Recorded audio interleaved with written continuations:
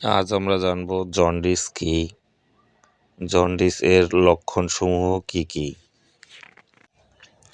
লক্ষণসমূহ: জন্ডিস হলে চোখে হলুদ হয়ে যাওয়া।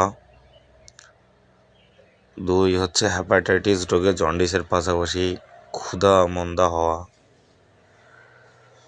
3 বমি বমি ভাব ও জ্বর অনুভূতি হওয়া। 4 কাঁপুনি দিয়ে জ্বর আসা। 5 মৃদু বা তীব্র পেট ব্যথা হতে পারে। 6 প্রস্রাব হলুদ হয়ে যাওয়া।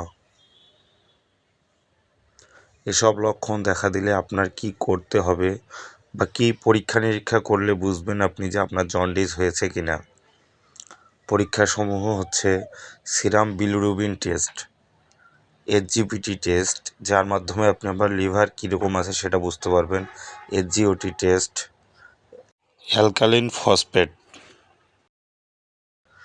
এসবিএস এজি টেস্ট, যার মাধ্যমে আপনার হেপাটাইটিস বি ভাইরাস হয়েছে কিনা তা বুঝতে পারবেন। ধন্যবাদ সকলকে।